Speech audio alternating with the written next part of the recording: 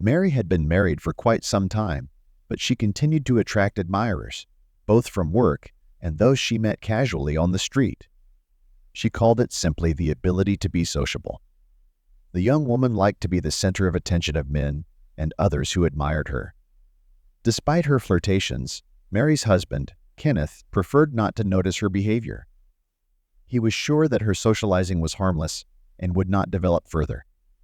Moreover, he was flattered that she was attracting the attention of other men. Kenneth thought that he had a wonderful wife that many people wanted, but he was the only one who could rightfully claim her. However, everything changed when Mary began to stay late at work frequently.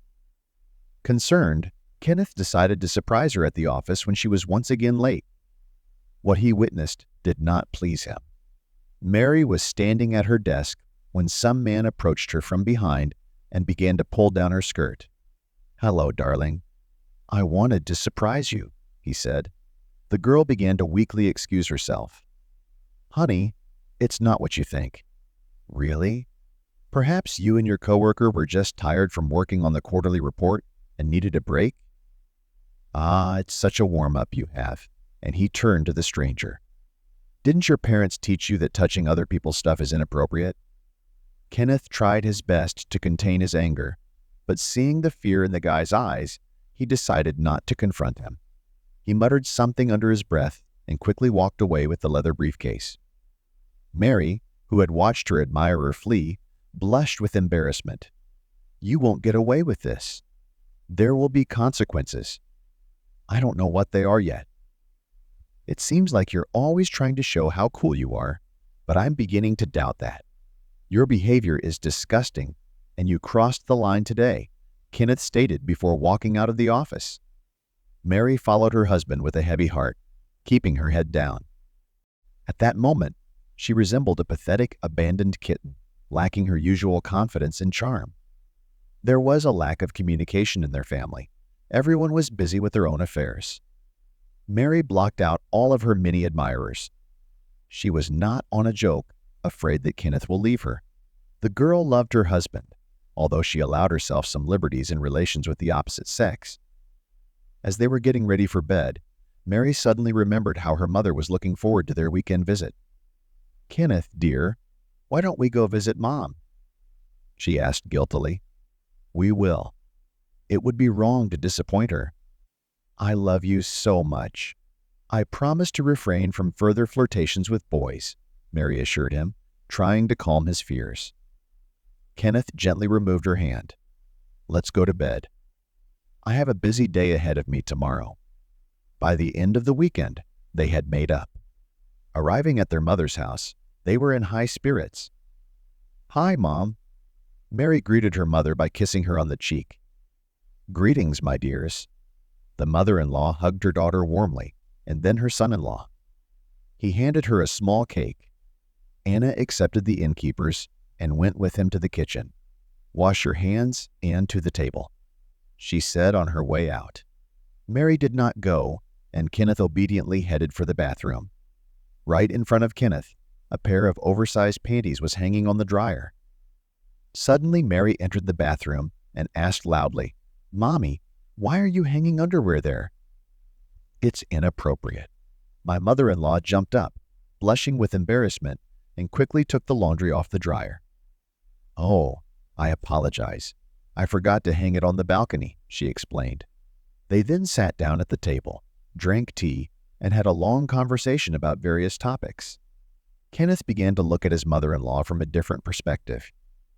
She was wearing a loose robe that hid her figure, but now he knew what lay beneath. He found himself wishing he could spend more time alone with her and even indulge in fantasies. "Perhaps I should start writing novels," he pondered.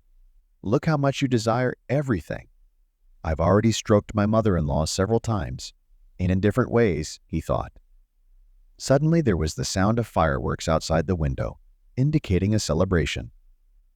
Everyone quickly got up and gathered around the window to watch.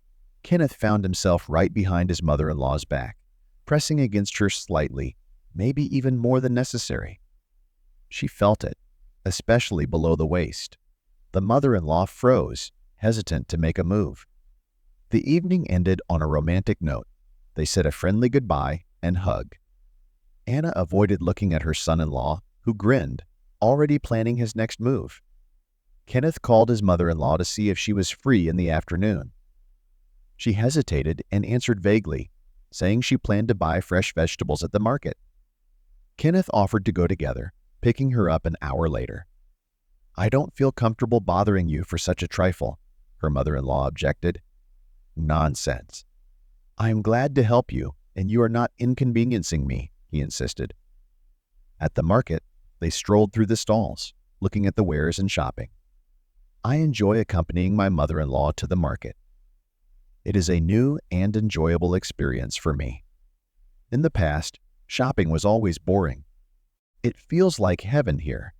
My mother-in-law has such an irresistible charm that sellers, especially men, are willing to offer her goods at a considerable discount, the son-in-law thought proudly, carrying bags full of vegetables. Finished with their shopping, they headed for the car. "Anna, let's go somewhere and have coffee." "Forget about these cafes." "Let's go home. I'll make coffee for you." "On the way, we'll stop at a bakery and get some cakes." "I buy them often. They are incredibly delicious and, most importantly, fresh," she replied. "Okay, let's do that," the man agreed, and thought to himself, "You are as delicious as a sweet American pie." Upon reaching his mother-in-law's house, Kenneth obediently sat down beside her while she made coffee. He admired her movements, her looks, and her beautiful laugh. He found it quite charming. "Everything is ready," she announced as the tantalizing aroma of coffee filled the kitchen. They enjoyed the divine beverage and daintily savored the cakes. There was some cream left on his mother-in-law's lips, and Kenneth wiped it off with his finger and tasted it. The woman blushed with embarrassment. And that's where it all began. The son-in-law felt a sense of satisfaction. He felt a rush of warmth. His hands trembled with anticipation. The mother-in-law noticed how he was looking at her strangely and became even more embarrassed. "I'm acting like an immature person. I'm going to scare my mother-in-law to death. I have to pull myself together or I'll ruin everything." Kenneth pondered and looked away. Anna got up from the table and went to the sink to wash the cups. Her son-in-law stiffened at her mother-in-law's back, then slowly walked up behind her and hugged her. They stood like that for a while.